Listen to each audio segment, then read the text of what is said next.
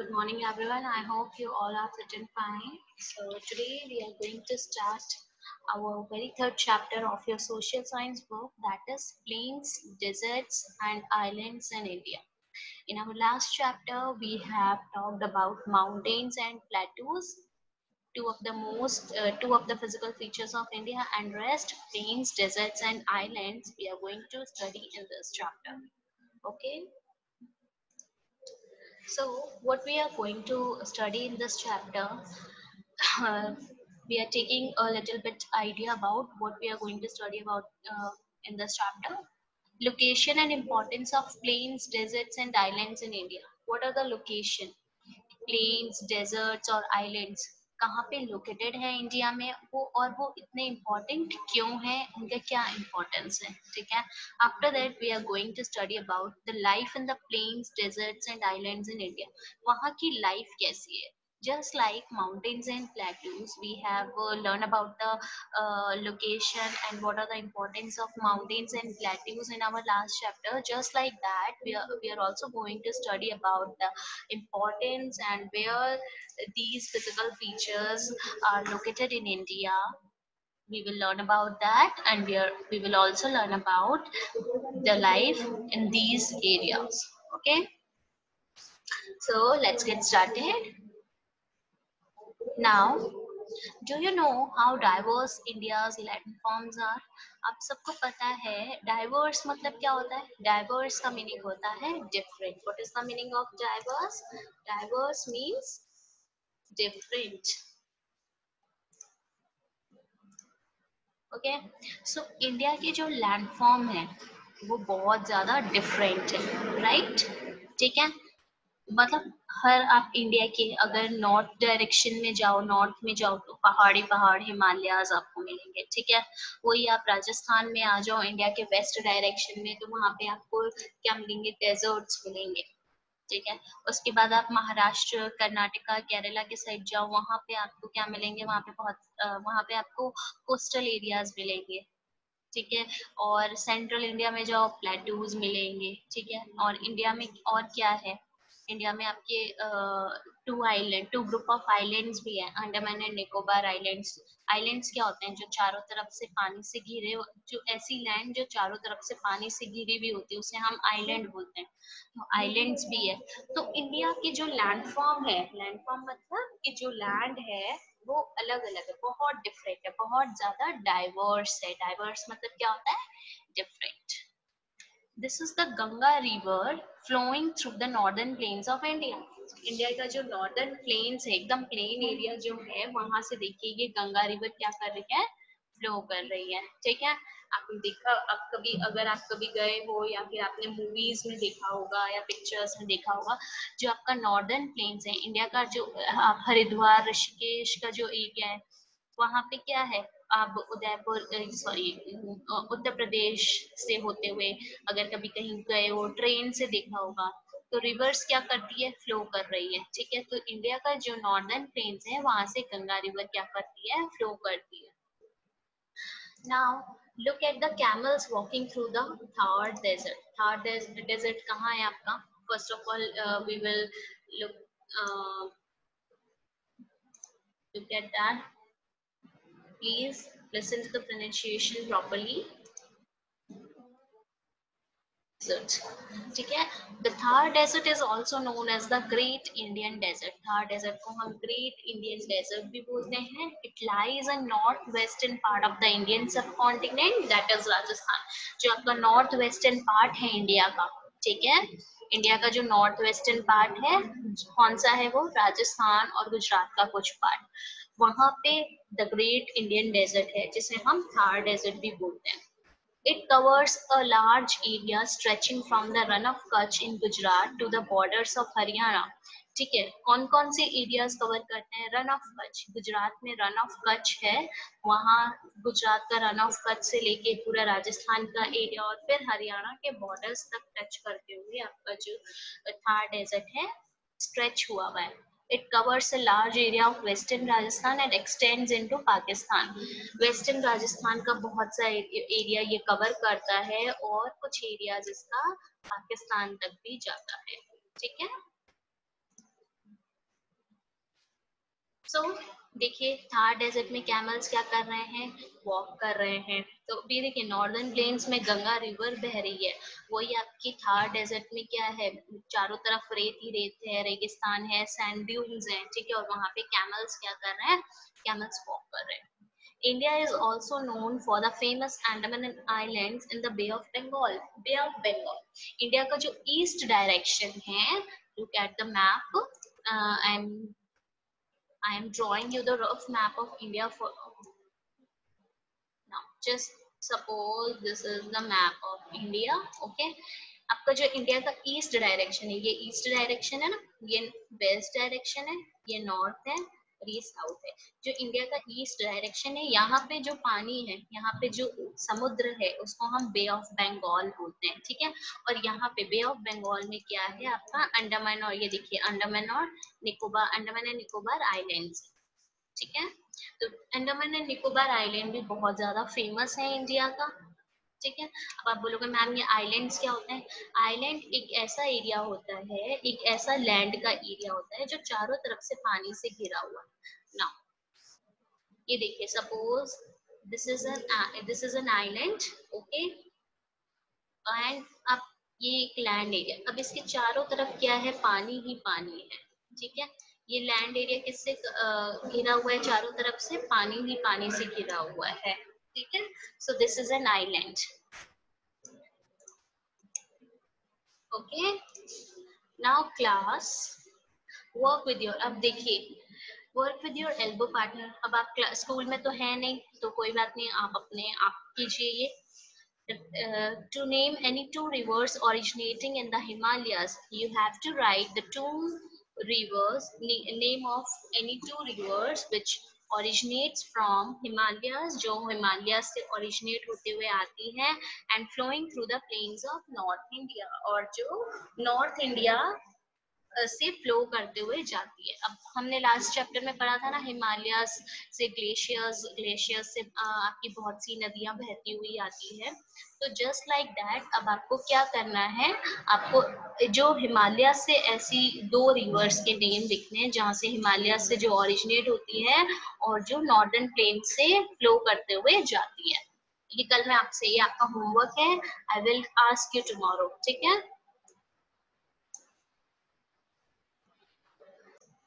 So, okay class, our next, okay, we shall learn what we are going to learn about it in this chapter. Physical divisions क्या है India का, the northern plains, the Thar deserts, the coastal plains and the islands. We will learn about the northern plains, Thar deserts, coastal plains and the islands. In northern plains what we are going to study about, we are going to study about the river basins, कौन-कौन सी rivers यहाँ से क्या करती हैं, गुजरती है, ठीक है। उसके बाद लाइफ, यहाँ पे लाइफ कैसी है, यहाँ पे फूड क्रॉप्स कैसे ग्रो होते हैं, ठीक है, कौन से फेस्टिवल सेलिब्रेट किए जाते हैं, ये सब हम नॉर्दर्न प्लेन्स में पढ़ने वाले हैं। After that the Thar desert, ठीक है। Thar desert almost no rainfall, water from canals, मतलब यहाँ पे रेनफॉल नहीं होती है, जो वाटर आता है वो कहाँ से आता है, जो आर्टिफिशियल रिवर्स होती है, कैनाल्स होते हैं, वहां से पानी आता है। सैंड ड्यून्स जो आप बोलते हैं ना, रेगिस्तान, धोरे जो बोलते हैं, सुना होगा बहुत से बच्चों ने धोरा वर्ड। तो जो सैंड ड्यून्स होते हैं वो क्या होते हैं, धोरे ही होते हैं। अभी हम इनके बारे में भी पढ़ेंगे। Now please listen to the pronunciation carefully. Sand dunes, okay. ये देखिए, ये आप देख रहे हो ना, धोरों के जैसा दिख रहा है आपको, ये सैंड ड्यून्स ही है। Sand dunes refers to a hill or ridge of sand created by the wind or water. It is mostly found in deserts and beaches where the sand is loose. Sand dunes क्या होते हैं, जब रेत के टीले होते हैं, ठीक है, रेत के जब पहाड़ बन जाते हैं, और वो किससे क्रिएट होते हैं, विंड से या फिर पानी से क्रिएट होते हैं। और जो मोस्टली हमें डेजर्ट्स में, ठीक है, रेगिस्तान में या फिर बीचेस में मिलते हैं, जहाँ पे जो मिट्टी होती है, जहाँ की सैंड होती है, लूज होती है, उसको हम क्या बोलते हैं, सैंड ड्यून्स बोलते हैं, ठीक है। कैमल्स, कैक्टस, मतलब कि यहाँ पे जो आपके कौन से एनिमल्स पाए जाते हैं, कैमल्स यहाँ पे मोस्टली अवेलेबल होते हैं। कैक्टस, कैक्टस क्या होता है, कैक्टस एक प्लांट होता है जिसमें कांटे होते हैं ना, उसको। तो कैक्टस यहाँ पे बहुत ज्यादा ग्रो होते हैं, बाबुल ग्रो होते हैं, ठीक है। Nomads live where? Nomads. First of all, listen to the pronunciation of this word. Nomads. Nomads कौन होते हैं? Nomads are the people who travel from place to place. There are two types of nomads: the hunter-gatherer and the pastoral nomads. The hunter-gatherer nomads survive on a wild flora and fauna. The pastoral nomads raise herds and move with them. Most nomads live in tents and are constantly on the move in search of food and water. अब देखिए nomads कौन होते हैं? Nomads वो लोग होते हैं, वो पर्सन्स होते हैं जो एक जगह से दूसरी जगह ट्रैवल करते रहते हैं, ठीक है। उनका कोई घर नहीं होता, वो घूमते रहते हैं, ठीक है, एक जगह से दूसरी जगह घूमते रहते हैं। दो टाइप्स के नोमैड्स होते हैं बेटा, कौन कौन से?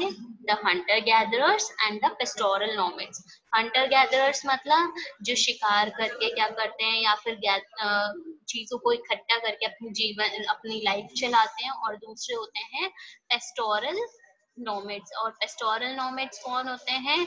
जो एनिमल्स को पालते हैं, ठीक है, रेज करते हैं और उनके साथ मूव करते हैं। देखिए नीचे एक पिक्चर गिवन है, यहाँ पे ये जो कैमल्स हैं, इन कैमल्स को इन्होंने क्या किया है? रेज किया है और इन्हीं के साथ मूव करते हैं। Most nomads live in tents. जो नॉर्मली नोमैड्स होते हैं, ऐसे लोग जो एक जगह से दूसरी जगह घूमते रहते हैं, वो कहाँ पे रहते हैं? वो टेंट्स में रहते हैं और हमेशा फूड और वाटर की सर्च में घूमते रहते हैं, ठीक है। They are known as nomads. अभी हम इनके बारे में और भी डीपली पढ़ने वाले हैं अभी नेक्स्ट आगे चैप्टर में। After that, we are going to talk about the coastal plains. Coastal planes, India में दो कोस्टल प्लेन्स हैं, ठीक है। अब क्या होता है, जो पानी के आसपास का जो एरिया होता है, जो समुद्र के पास का एरिया होता है, उसको हम क्या बोलते हैं? कोस्टल प्लेन्स बोलते हैं, ठीक है। इंडिया में दो कोस्टल प्लेन्स है, ईस्टर्न कोस्टल प्लेन्स और western coastal planes.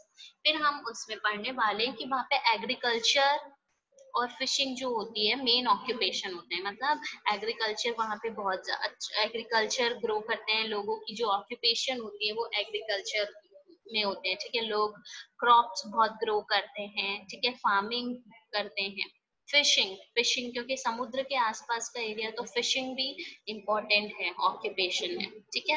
Many tourist location and ports. अब समुद्र के आसपास का एरिया है, बीचेस भी बहुत सारे होंगे, ठीक है, हिली एरिया भी होगा थोड़ा बहुत, तो टूरिस्ट अट्रैक्शन भी बहुत है वहाँ पे, ठीक है। टूरिस्ट मतलब घूमने फिरने के लिए लोग भी बहुत ज्यादा आते हैं वहाँ पे। Lagoons along the coastal belt. Lagoons, अभी हम इसके बारे में भी और डीपली पढ़ेंगे कि लगून्स क्या होता है, लगून्स के बारे में भी पढ़ने वाले हैं। लगून्स का मतलब होता है नॉर्मली जो एक शैलो वाटर बॉडी होती है, जो लार्ज बॉडी ऑफ वाटर से, ठीक है, आइलैंड से या रीफ से क्या करती है? सेपरेट हो जाती है। अभी हम इनके बारे में अभी डीपली पढ़ेंगे आगे जब हम कोस्टल प्लेन्स पढ़ेंगे तो, ठीक है। After that we will talk about the islands. Islands कौन कौन से? टू ग्रुप ऑफ आइलैंड्स हैं हमारे इंडिया में, अंडमान एंड निकोबार आइलैंड और Lakshadweep island. Two groups of islands है, ठीक है। और इन आइलैंड्स को, लक्षद्वीप आइलैंड को हम और क्या बोलते हैं? कोरल आइलैंड भी बोलते हैं। अभी मैं आपको बताऊंगी कोरल्स क्या होते हैं, कोरल आइलैंड आइलैंड क्यों बोलते हैं इन्हें, ठीक है। So start with the northern planes, okay.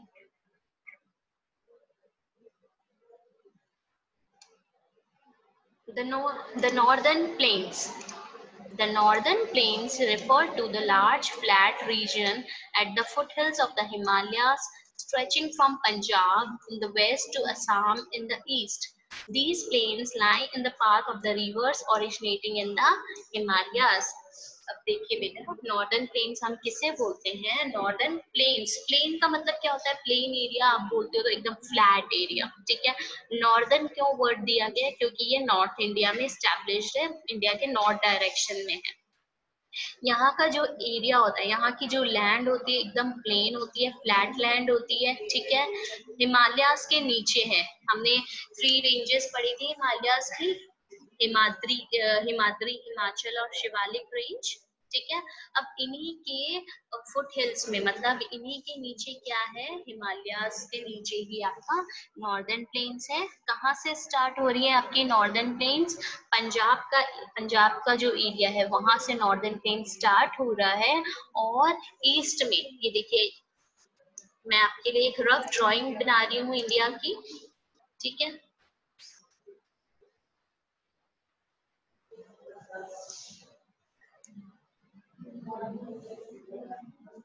ठीक है, suppose this is India, okay suppose, ठीक है।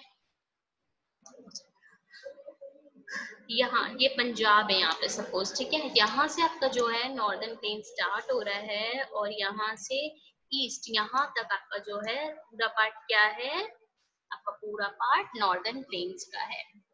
These plains lie in the path of the rivers originating। अब हिमालय से भी बहुत सी रिवर्स जो है ओरिजिनेट हो रही है, ठीक है।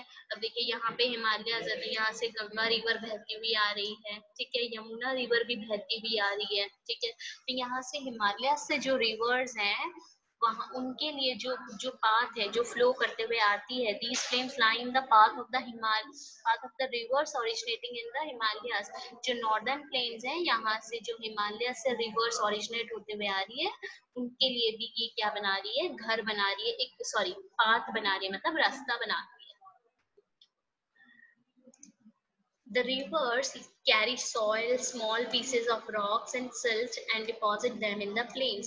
ये जो rivers है अपने साथ में बहुत सारी क्या क्या कैरी करके लेकर आती है, क्या क्या साथ में लेकर आती है, सॉइल लेकर आती है, मतलब मिट्टी लेकर आती है, स्मॉल पीसेस ऑफ रॉक्स, छोटे छोटे जो कंकड़ है, रॉक्स के पीसेस हैं, उसको लेकर आती है, सिल्ट को, रॉक्स एंड सिल्ट, मतलब सिल्ट भी एक टाइप का आपके क्या होता है, रॉक ही होता है। जब कूड़े जो नॉट कूड़ा बेटा, जो कंकर होते हैं उनको हम क्या बोलते हैं,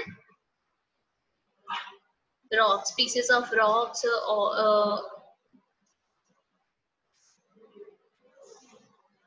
ठीक है। And deposit them in the plains, और उनको कहाँ पे डिपॉजिट कर देती है, प्लेन्स में डिपॉजिट कर देती है। द फाइन सॉइल और सिल्ट डिपॉजिट इन द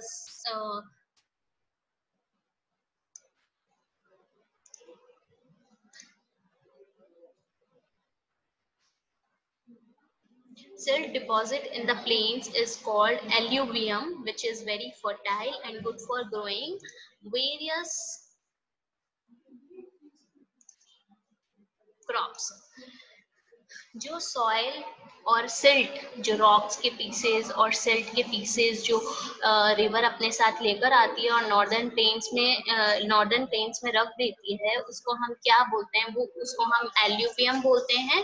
और एल्यूवियम जो होता है बहुत ज्यादा फर्टाइल होता है। What is the meaning of fertile?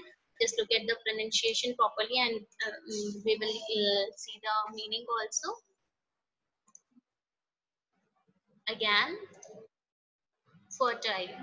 Fertility is the property of the soil that enables the growth of plant life. Plant grows faster and healthier in a fertile soil. Fertility एक soil की property होती है जो plant की growth के लिए बहुत ज्यादा अच्छी होती है, ठीक है। और जो सॉइल फर्टाइल होती है, ठीक है, वहां पे जो प्लांट्स है बहुत ज्यादा हेल्दी होते हैं और ग्रो भी फास्ट करते हैं, ठीक है। सो जो रिवर के साथ में आपका पीसेस ऑफ रॉक्स आ रहा है, सैंड आ रही है और सिल्ट आ रहा है, उसको हम क्या बोलते हैं, उसको हम एल्यूवियम बोलते हैं। और वो बहुत ज्यादा फर्टाइल होती है और डिफरेंट डिफरेंट क्रॉप्स को ग्रो करने के लिए बहुत ज्यादा अच्छी होती है।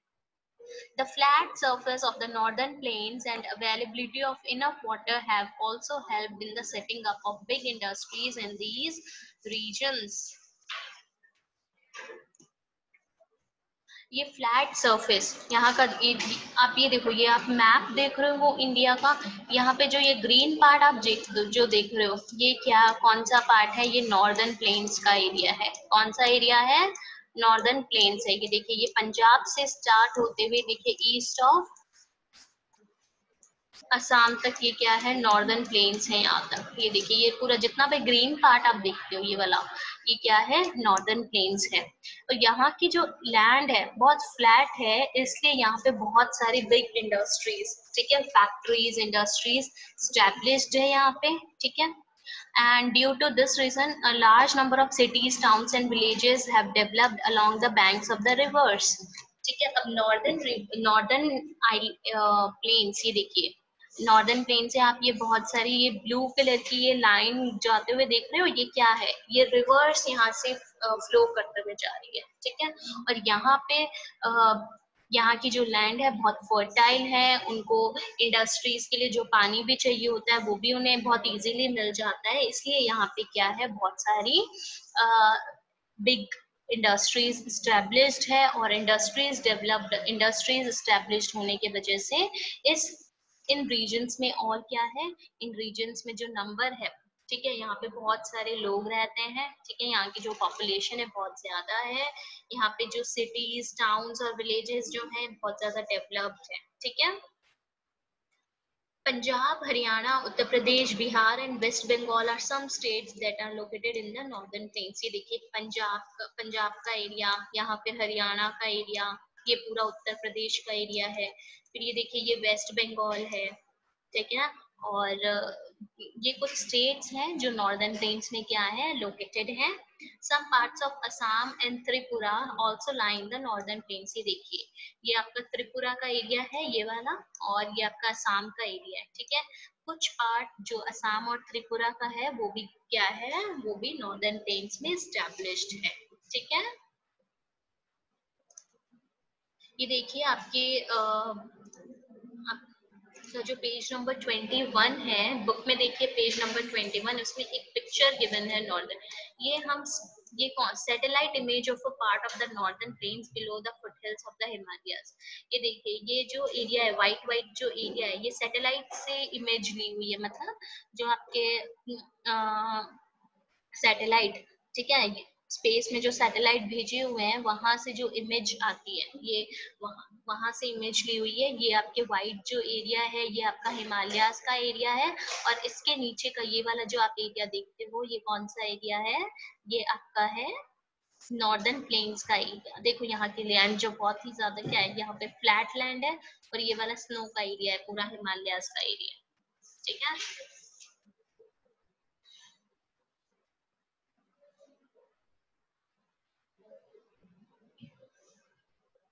Now class, I'm going to showing you a video. Please watch the video carefully.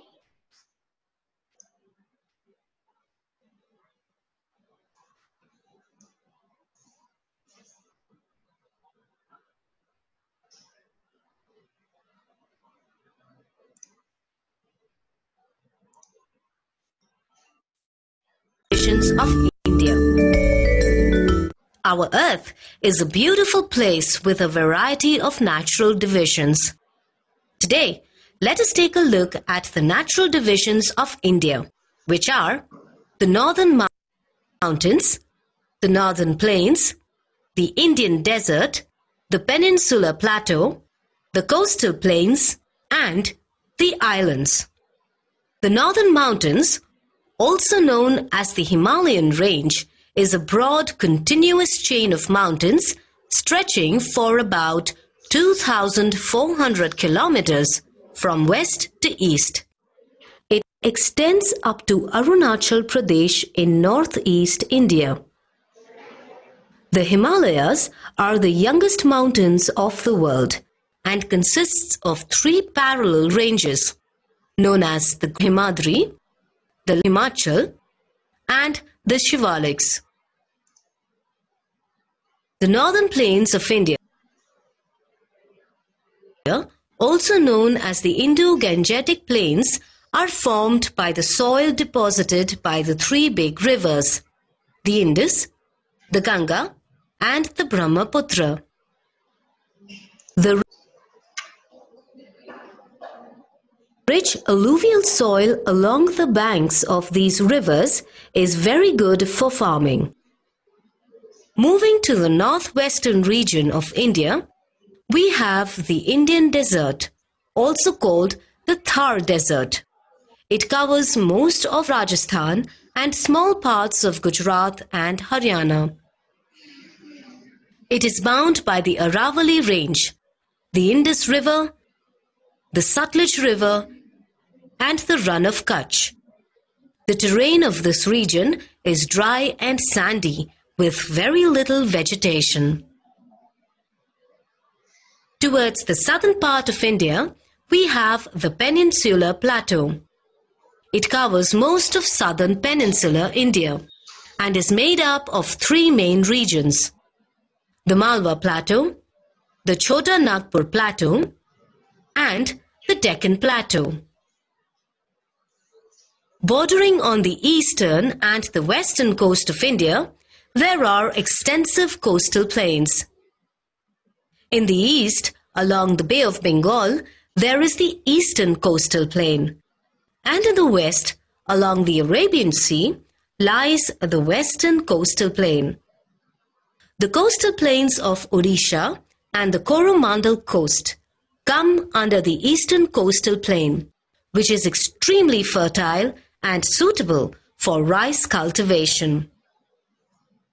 The Malabar coast and the Konkan coast come under the western coastal plain, which is mainly known for fisheries, harbors, and lagoons. As we move further in the southern direction, we see two main groups of islands within India: the Andaman and Nicobar Islands and the Lakshadweep. These islands are famous for their coral reefs. The Andaman and Nicobar Islands lie in the Bay of Bengal and consists of 572 islands. The Lakshadweep lies in the Arabian Sea and consists of 36 islands.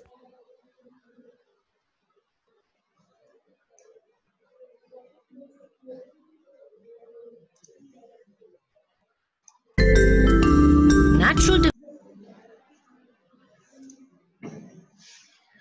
So class, you have watched the physical divisions of India.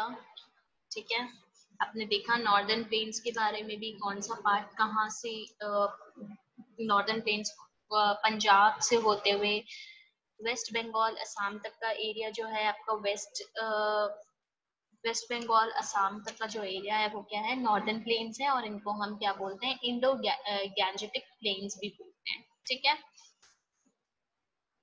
So thank you for joining the class, everyone. Please read the chapter carefully, and if you have any doubt, you can ask me.